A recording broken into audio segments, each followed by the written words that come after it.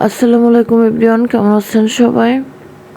আমি রবিবারের ভিডিওতে এখন ভয়েস ওভার করছি। গতকাল সারাদিন অনেক ব্যস্ত ছিলাম, ব্যস্ততার কারণে আমি ভিডিওতে ভয়েসটা দিতে পারি নাই। বাট সন্ধ্যার পরে অনেক বেশি খারাপ লাগতেছিল, এর জন্য আর কথা বলতে ইচ্ছা করে নাই।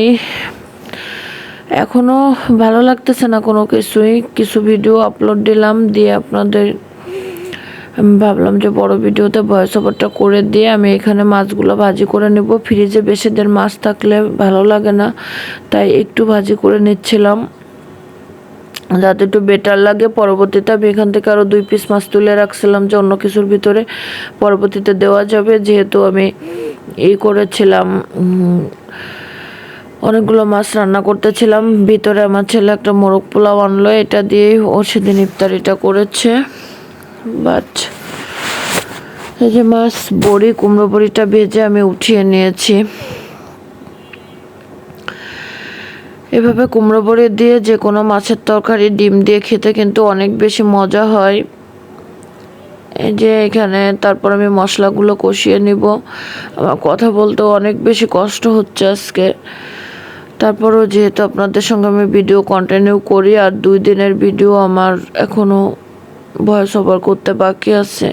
এখানে আলু বেগুন দিয়ে কুমড়ো বড়ি দিয়ে আমি এটাকে রান্না করব। প্রথমে সামান্য পরিমাণে একটু কষিয়ে কিন্তু আর একটুখানি পানি দেব, মাছ আলু বেগুন প্লাস বড়িটা একটুখানি সিদ্ধ হওয়ার জন্য।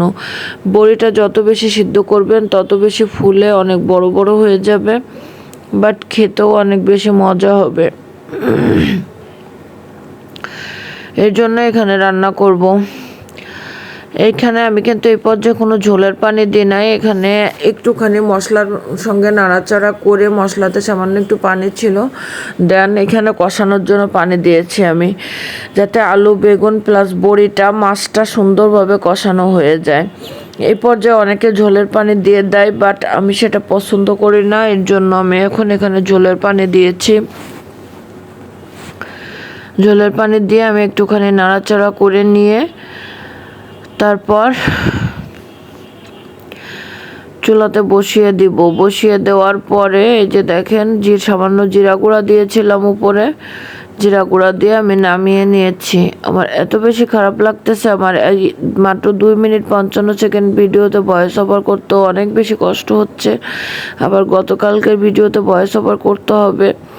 আর আমি কাজ ফেলে রাখা জিনিসটা আসলে পছন্দ করি না, আমার বাবাটাও পছন্দ করে না, বাট রোজার দিনে তো আসলে সম্ভব না রেগুলার ভিডিও আপলোড দেওয়া। আল্লাহ হাফেজ, ভালো থাকবেন সবাই, সুস্থ থাকবেন, আমার জন্য দোয়া করবেন।